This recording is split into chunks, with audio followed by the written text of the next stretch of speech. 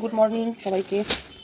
এখন আমি সবজিগুলো ঢালবো। এই সবজিগুলো কাল রাতে আমরা বাজার করে নিয়েছি, কিন্তু রাতে আর ঢালার মতন মানে ইচ্ছা হয়নি যে রাতে ঢালি।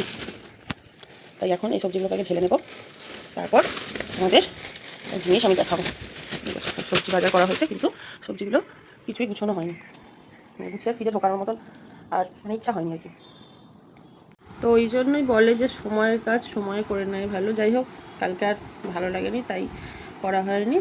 চলো আজকে ব্রেকফাস্টটা স্যান্ডউইচ দিয়েই সেরে নিই, মেয়ে আর আমি। এই যে মেয়েকেও দিয়ে দিয়েছি খেতে স্যান্ডউইচ। এইটা হলো আমার স্যান্ডউইচ। তো আবার এই খেয়ে দিয়ে আবার রান্না তো আছেই, এবার রান্না বান্না করতে হবে। তোমরা কি এটার নাম কি কেউ জানো? এটাকে কি বলে, বা এটা কেউ কখনো কি খেয়েছো? তাহলে আমাকে অবশ্যই জানিও। যাই হোক, এটা ধুতে গেলে, এটা তো প্রথমে আমি একটু জল দিয়ে আগে ওয়াশ করেই নিয়েছিলাম, মানে ক্লিন করেই রেখেছিলাম যখন আনা হয়েছিল এটা। তো এখন এটাতে আর একটু গরম জল দিয়ে আর একটু ভালো করে ধুয়ে নেব। গরম জল আমি এখানে বসিয়ে দিচ্ছি।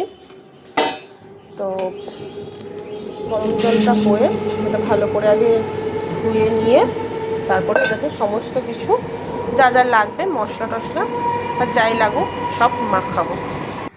এটা মাখাতেই সর্বপ্রথম যেটাকে আমায় দিতে হবে সেটা হলো এই যে লেবু, মানে পাতি লেবুর রস, আর দিতে হবে দই। এখানে 1 কিলো মতন, 1 কিলো ওই 200 গ্রাম এরম আছে সামথিং। তো এখানে আমি তার জন্য 150 মতন টক দই নিয়ে নিয়েছি। আর দেবো এটাতে তেল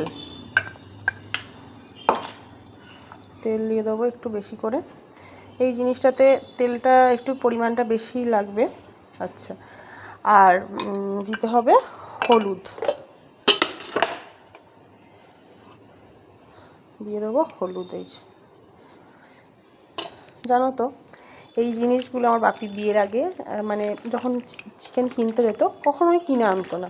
আমি সবার মুখে শুনতাম যে এগুলো খেতে নাকি খুবই সুন্দর হয়, কিন্তু আমি কখনো খাইনি, মানে বিয়ের আগে। তারপর বিয়ের পর যখন ফার্স্ট টাইম আমি এটা খেলাম না, তখন পুরো এটার আমি প্রেমে পড়ে গেছি। মানে এত সুন্দর খেতে, মানে চিকেনকেও হার মানিয়ে দেবে এরকম একটা ব্যাপার। এত সুন্দর, এত টেস্টি হয় এটা। এটা করতে আমি যে যে জিনিসগুলো নিয়েছি, মানে উপকরণ, এখানে নিয়েছি পেঁয়াজ কুচো, ক্যাপসিকাম আর টমেটো। ক্যাপসিকামটা হলো অপশনাল, তোমরা দিতেও পারো নাও পারো। এটা আমি দিয়েছি তার কারণ একটু টেস্টের জন্য। ক্যাপসিকাম যে কোনো খাবারে দিলে তার টেস্টটা একটু অন্যরকম, বেশ মানে ভালো লাগে টেস্টটা, তাই আমি দিয়েছি। আর মশলা পেস্ট করে নিয়েছি, এখানে আছে লঙ্কা, আদা, রসুনের পেস্ট। এখানে টমেটোটা দিইনি, তার কারণ যেহেতু এখানে আমি টমেটো ইউজ করেছি, প্লাস টক দই, লেবু অনেক কিছু দিয়েছি, যার জন্য আর টমেটোটা আমি এখানে ইউজ করিনি, মানে পেস্টে আর টমেটোটা ইউজ করিনি। প্রথমে কড়াইতে আমি একটু তেল দিয়ে দেবো, সর্ষের তেল দিয়ে দেবো একটু বেশি করে।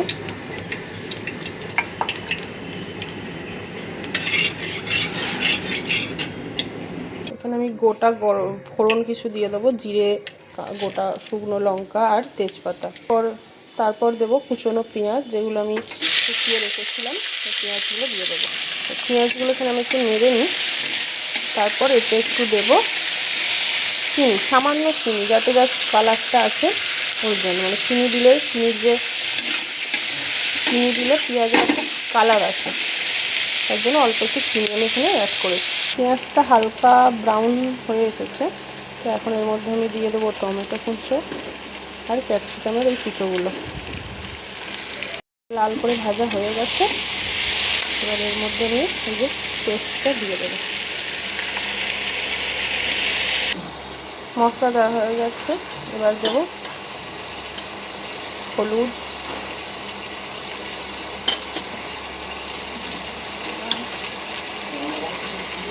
জিরে,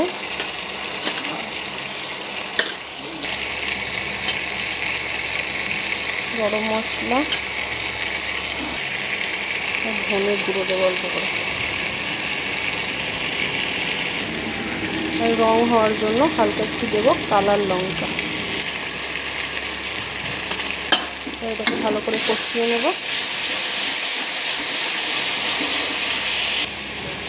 আর নুন দেবো, নুন। এটা এখনও নাড়তে হবে যতক্ষণ না এটা তেল ছাড়ছে ততক্ষণ পর্যন্ত। এই যে মশলাটা দিয়ে এবার তেল ছেড়ে দিয়েছে, তার মানে মশলাটা কষানো রেডি। এবার এর মধ্যে আমি এই যে এটা দিয়ে দেবো, যে দিয়ে দিয়েছি।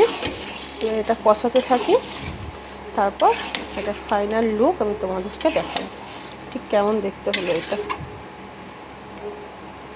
দেখো কষানো হচ্ছে মাংসটা, এখনও কত তেল ছেড়েছে দেখো মাংসটাকে, মানে অনেকটা তেল ছেড়েছে। এবার এটাতে আমি জল দিয়ে দেবো।